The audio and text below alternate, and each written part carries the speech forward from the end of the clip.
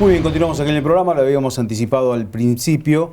Vamos a hablar de este trabajo que están realizando aquí en Santa Fe y que está relacionado con el primer reactor nuclear de potencia argentino que se está construyendo en la Argentina y tiene colaboración OPATA santafesina. ¿Y qué significa esto? Investigadores del CONICET con sede en Santa Fe están trabajando. La pregunta es, ¿de qué forma? ¿Qué hacen? Y esto me parece un tema muy interesante, sobre todo porque en los últimos tiempos se ha cuestionado el trabajo de los investigadores del CONICET. Así que no hay mejor forma que ver qué hacen, y sobre todo aquí en Santa Fe. Está con nosotros el ingeniero Damián Ramajo, que es investigador del CONICET, aparte es docente, tiene un doctorado, es parte de la Facultad de Ingeniería y Ciencias Hídricas de la Universidad Nacional del Litoral. Ingeniero Damián, bienvenido al programa, gracias por estar. No, gracias a ustedes por invitarnos. A ver, primero me gustaría saber qué es un reactor, porque uno escucha el primer reactor atómico fabricado en la Argentina. ¿Qué es un reactor a nivel peatón para entender de qué estamos hablando? Bueno, un reactor básicamente es una gran vasija cerrada donde se coloca combustible nuclear, uranio, plutonio puede ser también. Eso se induce una reacción en cadena, una reacción nuclear en cadena, donde se produce la fisión del núcleo, o sea, se rompe el núcleo de esos átomos. En esas fisiones se va liberando energía y esa energía básicamente se transporta hacia un medio que es el refrigerante, que en general es agua. Esa agua después genera vapor y ese vapor mueve una turbina que genera electricidad.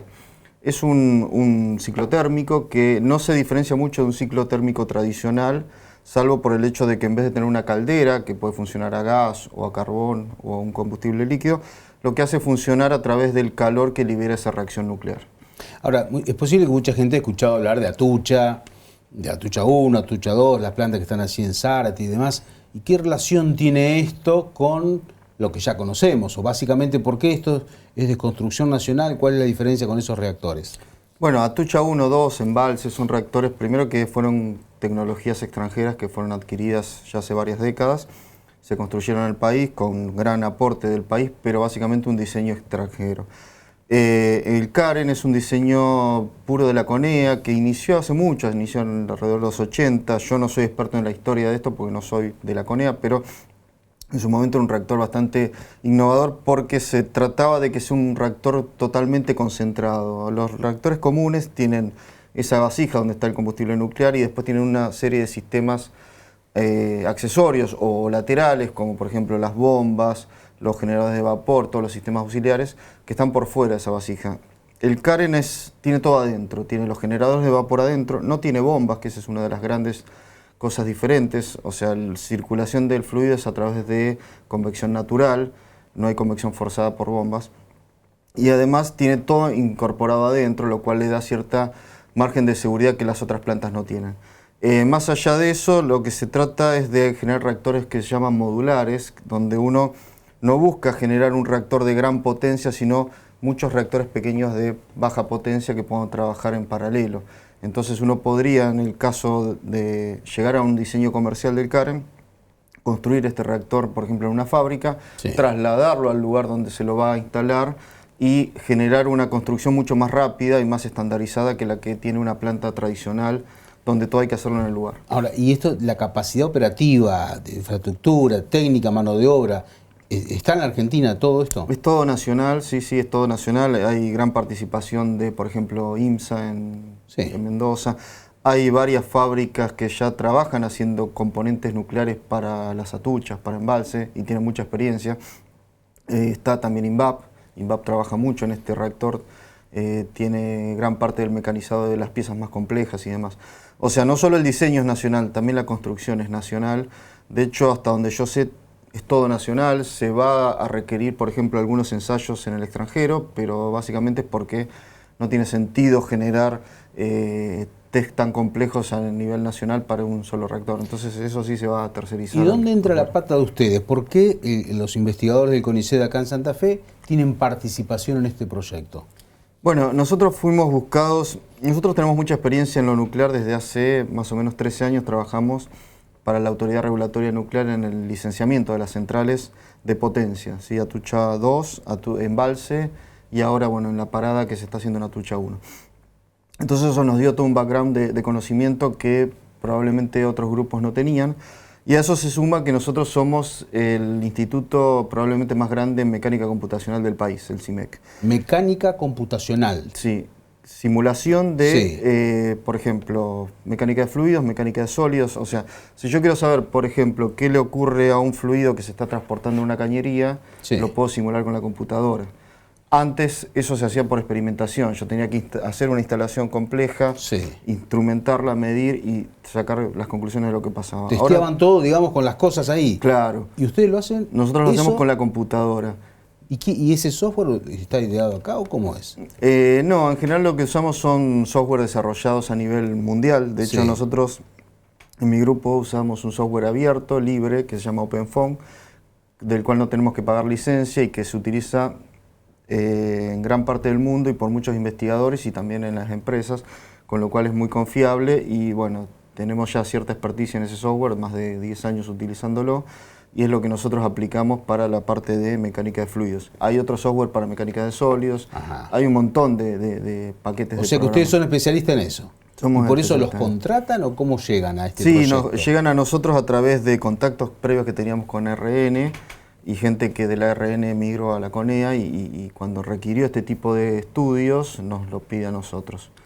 ¿Y hasta ahora cuáles son las evaluaciones? ¿Y en qué etapa está este proyecto, digamos? Bueno, el proyecto Karen está muy avanzado, ya está la construcción en una fase del 60%. Lo que se está haciendo ahora es verificar algunos componentes de seguridad que han sido calculados con otros tipos de métodos, capaz que métodos analíticos, y que con esta herramienta que es la mecánica computacional se les puede dar un poco más de información a los diseñadores para verificar el comportamiento de esos componentes ante algunos hechos no normales, ¿no? O sea, los Ajá. sistemas de seguridad actúan cuando la planta alcanza un estado no normal, que no tiene por qué ser un accidente, pero puede ser un transitorio, por ejemplo, yo quiero ir de una potencia a la otra, o si, por ejemplo, se corta la electricidad o hay algún tipo de anomalía externa que hace que la planta deba parar.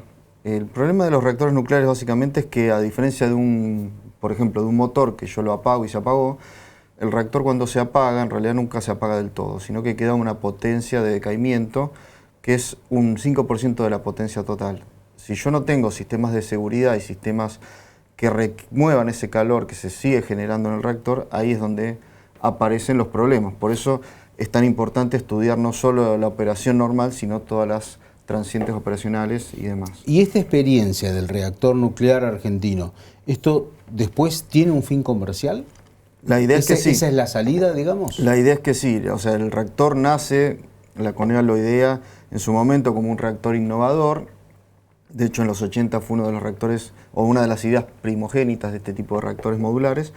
Y la idea de la CONEA siempre fue generar este primer Karen 25, que es un prototipo en el sentido de que se lo va a utilizar para verificar tecnologías, para ver bien cuáles son sus grados operacionales y demás, y después expandir ese diseño a un reactor que capaz que tenga 4 veces más potencia. Ajá. Esa es la idea, y llegaron a un reactor comercial. En este caso, el proceso o el programa establece terciarización de los trabajos en diferentes lugares del país, ¿o cómo es esto? ¿O por qué razón están trabajando ustedes en Santa Fe cuando tal vez operativamente esté en otro lugar? El reactor está en Lima, está en el centro de Lima, en el polo nuclear donde están las dos atuchas, y ahí se está construyendo. Originalmente se lo quería construir en Formosa, pero yo creo que también por un tema de que era el primero, era mucho más práctico dejarlo ahí, construirlo donde está toda la base nuclear, porque ahí están las dos atuchas, está Constituyente cerca, claro. está todo ahí. Pero más allá de eso, nosotros trabajamos en forma remota, o sea, nosotros nos dan la geometría de evaluar, nos dan las condiciones, hacemos reuniones virtuales, simulamos las cosas y entregamos los resultados. No necesitamos en sí ver el reactor, aparte el reactor está en construcción, no nos serviría de nada estar allá en este momento del proceso. Ahora, ¿qué significa para ustedes? Porque vos sos el director de este proyecto acá en los investigadores. Soy el responsable técnico de la contratación con la CONEA. Sí. Okay. ¿Qué significa para vos a título personal o para ustedes, como investigadores del CONICET, este trabajo? Porque es el primero desarrollado íntegramente en la Argentina. ¿Te sentís parte de esto? Sí, la verdad que uno... ¿Hasta dónde? ¿Cómo lo toman ustedes? Uno se contagia un poco de todo esto de decir, bueno, estamos haciendo tecnología argentina. En lo nuclear, Argentina tiene una historia fuerte en esto. Nosotros también trabajamos para INVAP, por ejemplo, además de para la ARN, hacemos trabajos para INVAP. Ahora estamos trabajando en componentes que se van a colocar en el RA10, que también es un reactor de diseño argentino, pero no de potencia. Pero va a ser el reactor más grande de Sudamérica, por ejemplo, en generación de radioisótopos. Argentina y Brasil. ¿Que se está haciendo acá en el INVAP, en Mendoza? Se está haciendo, no, lo está construyendo INVAP con la CONEA, también es un diseño CONEA, o mejor dicho, es un diseño de INVAP con la CONEA y se está construyendo en Constituyentes. O en Ezeiza, no me acuerdo bien de los dos. Ese reactor también va a ser un reactor muy importante para la Argentina. La Argentina ahora tiene 2 o 3 reactores de ese tipo, pero mucho más chicos, funcionando y que son los que generan todos los radioisótopos que se usan para la medicina nuclear. O sea, lo nuclear no es solo generar energía o investigación, sino que todos los tratamientos oncológicos que requieren de, por ejemplo, una bomba de cobalto o cualquier tipo de determinación por radiación, requieren de esos radioisótopos. Esos radioisótopos se producen en el país y la idea del RA10, por ejemplo, es no solo abastecer a toda la Argentina, sino exportar material nuclear para otras partes del mundo. Es un proyecto muy importante. De hecho, Brasil y Argentina han hecho un convenio para producir exactamente el mismo reactor en un país y en otro, porque cada uno quiere utilizar ese diseño para sus propósitos. Y nosotros vamos a tener un reactor igual al de Brasil cuando nosotros somos un quinta parte de la población, o sea, nos va a permitir exportar muchos radioisótopos. Realmente es muy importante para la Argentina continuar con los programas de desarrollo nucleares porque además de generar conocimiento y generar mucho trabajo para las empresas del sector, genera la producción de materiales que se pueden vender o incluso de los reactores que se pueden vender. Como te decía antes de empezar, INVAP ahora está construyendo un reactor en Holanda, yo no me acuerdo bien, pero estamos hablando de más de 300 millones de dólares que sale ese reactor. Construyó uno en Australia, ahora está licitando una obra en Estados Unidos, o sea, INVAP le está tratando de vender un reactor a Estados Unidos. O sea, realmente tenemos una ingeniería nuclear importante y sería una lástima que todo eso se pierda por decisiones gubernamentales o políticas de momento. Y quiero, sin meterte de lleno en las cuestiones políticas, pero me parece que sirve para debatir esto, porque vos sos ingeniero, estamos hablando de personal capacitado, investigadores del CONICET, comparativamente hablando con la región, ¿cuál es el nivel en ese rubro, en ese aspecto de ustedes con el resto de los países de la región? Bueno, en la región... Y digo esto porque, a ver, bien directo, por ahí puede ser más tentador que te ofrezcan algo de un país vecino, de Europa, de Estados Unidos, donde sea. ¿Cómo estamos con respecto a los recursos humanos nosotros? Bueno, en la región nosotros siempre fuimos pioneros. Si uno se remonta a la historia nuclear argentina, tiene que llegar a la época de Perón. Ahí es donde empieza a gestarse el proyecto nuclear con el proyecto Huemul, que fue un proyecto bastante disparatado, pero que llamativamente sirvió, por ejemplo, para que Balseiro, que era un investigador que estaba en Inglaterra en ese momento, sea traído para evaluar ese proyecto y crear todo lo que es el Instituto Balseiro actual. O sea, ahí se gestó el Instituto Balseiro y se gestó la CONEA. Entonces estamos hablando de 70 años de historia nuclear argentina, que por ejemplo nos formó como líderes en la región. Brasil tiene desarrollo nuclear también, pero es comparable a nosotros o incluso más bajo. Brasil tiene dos centrales nucleares de potencia, está construyendo este reactor a la par que el RA10 argentino. El resto de los países de la región no son generadores de tecnología, son compradores. INVAP también le ha vendido a Perú reactores y ha habido varios proyectos de intentar vender a países de la región. Ahora, ¿está vigente esto de la tentación de una oferta? Hablo básicamente por una cuestión de los honorarios que se pueden percibir en otro país o no. Y además vos como docente también ves si los estudiantes están mirando más para irse afuera o no. Y nosotros, la verdad es que te tengo que decir que dentro del CIMEC hemos tenido una migración importante de gente. ¿Hacia qué lugares? Y a Europa. En este momento tenemos 3 personas que son investigadoras ya del CONICET que están en Europa trabajando y que no tienen perspectiva de volver, Tenemos varios becarios que ¿Porque también son buenos o porque les va bien y cobran más? No, son muy buenos y eso es la lástima para nosotros, que sean muy buenos, porque eso es lo que nos duele, ¿no? Porque es muy importante que la gente se vaya afuera y haga una experiencia y conozca otros grupos y aprenda de cómo se hacen las cosas en otros lados. Pero eso sirve si vuelven, si no, no sirve. Si no, estamos generando un recurso que se está yendo. El CONICET creo que va a sufrir mucho en estos años si las políticas que se quieren llevar a cabo se implementan realmente, porque se habla de desarmar un organismo que tiene más de 30.000 empleados, pero aparte que también tiene una historia de varias décadas y la ciencia no se puede parar y arrancar de un día para el otro. Las cosas que se dejan de hacer durante años, después es muy difícil volver a ponerlas en práctica, los equipos se vuelven obsoletos, la gente pierde conocimiento y todo eso lleva a que 4 años sean mucho para el sistema científico. En el mercado local, este trabajo que están haciendo con el reactor argentino, ¿a ustedes les da chapa en el currículum, por así decirlo? ¿Los pone en un lugar diferente a nivel nacional? Sí, a nivel nacional nos realza mucho desde varios puntos de vista, no solamente porque nos convierte en el foco de la consulta de este tipo de temas en el país, sino porque además nos permite hacer una diferencia monetaria a los que trabajamos en este proyecto, lo cual viene bien. Y en el currículum nos suma mucho, o sea, el CONICET ve con muy buenos ojos que los investigadores traten de vincularse con empresas y traten de aportar al desarrollo de productos o procesos o resolución de problemas industriales. Ahora, vuelvo a una pregunta a título personal, porque cuando uno escucha todo lo que hacen ustedes, y la especificación, y el estudio, y las horas que tienen atrás de todo esto, la verdad es que si vos en cada esquina tenés que empezar a explicar qué haces, o qué hace un investigador del CONICET, o cómo hacen o trabajan para un reactor, parece bastante complejo. Lo de ustedes es bastante anónimo, bastante silencioso. Yo no tengo duda que un jugador de Colón Unión gana más que ustedes, y bueno, para algunos es más importante el Colón Unión, pero el trabajo que ustedes... ¿Cómo te sentís vos? Porque por ahí ustedes no aparecen normalmente, ni en los medios de comunicación, ni tienen difusión pública.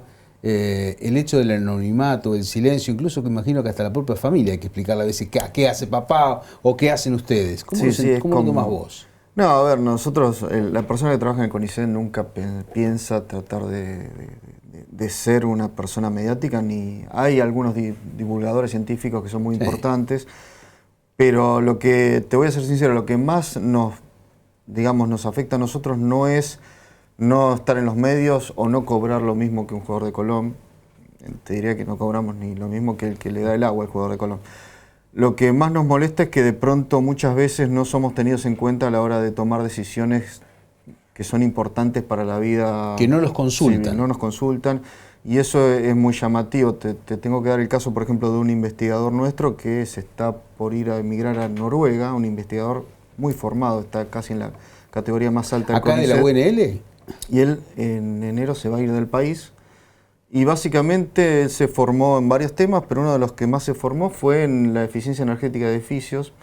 Y jamás fue consultado sobre ese tema por nadie. Cuando se hacen las reglamentaciones sobre cómo debe evaluarse un edificio, sobre cuáles son los estándares que debe cumplir, se busca la norma europea, se trata de interpretar algo, se trata de llevar, pero nunca se busca el experto, o nunca se generan expertos a nivel nacional, que eso también sería importante que pase, que digan, bueno, a ver, ¿quién me puede ayudar en este tema? ¿O quién debería ser el referente nacional en este tema? Bueno, formémoslo porque tenemos recursos humanos disponibles y muchas veces nos pasa que lo que nosotros terminamos investigando no tiene uso adentro, pero tiene uso afuera, y eso es realmente una pérdida para el país y también algo que desmotiva mucho al que lo está haciendo. Sentir que podés publicar trabajos en el exterior y que de pronto nadie te llama para hacerte la misma pregunta en el país, o en la municipalidad o en la provincia, es bastante frustrante, ¿no? Si se quiere, porque uno realmente lo que busca es que su trabajo tenga importancia, no económica, pero sí importancia al nivel de, bueno, si yo valoro lo que hago, me gustaría que alguien más lo valore, o que alguien más me diga, mira, esto es realmente importante, nos gustaría que lo traten de entender, explicar, y que el día de mañana nos puedan ayudar a encontrar la solución. Ahora, te tengo una última pregunta, porque por ahí hay muchos, si uno le preguntara a los jóvenes en la escuela primaria, e incluso en la secundaria, qué quieren ser cuando sean grandes, es muy posible que muchos dicen youtuber, influencer o lo que sea. Yo no sé si alguno dice ingeniero nuclear o lo que fuera. ¿Qué pasa con el semillero? ¿Cómo ves vos? Porque además sos docente. ¿Cómo ves vos eso, las nuevas generaciones? ¿Hay interés en este tipo de ciencias o no? Y la verdad que cuesta ver el interés en los chicos nuevos. Creo que tienen esa cosa de la inmediatez, de querer que los resultados sean rápidos. Las carreras de ingeniería no son rápidas. Se está trabajando en tratar de acortarlas, pero bueno, no hay magia ahí. Acortarla implica sacar contenidos. De pronto los contenidos ya no son lo que parece ser importante, sino la capacidad del estudiante de encontrar esos contenidos e interpretarlos, pero eso también lleva una maduración. Entonces, bueno, es difícil explicarle a una persona que va a tener que estudiar mucha matemática o mucha física para poder ser ingeniero, porque de pronto, como te digo, no sé si después en la vida real ese trabajo va a ser tan valorado. Y además, bueno, el país de pronto, no sé qué nivel de experticia de ingenieros necesita, ¿no? Nosotros tenemos una industria que necesita desarrollarse un poco más, que necesita tecnificarse y, no digo volverse científica, pero sí tratar de encontrar soluciones mejores a los problemas que tiene, y eso también, capaz que si la industria empezara a requerir mayor cantidad de ingenieros, eso ayudaría a que se tome con otra, a ver, que se valore más la carrera y la dificultad de la carrera. Damián, muchísimas gracias por tu tiempo. No, muchísimas gracias a ustedes por escucharme. Muy bien, nosotros llegamos al punto final de este programa. Les agradecemos haber estado con nosotros. Nos reencontramos la próxima semana en este mismo horario por esta misma señal. Hasta entonces.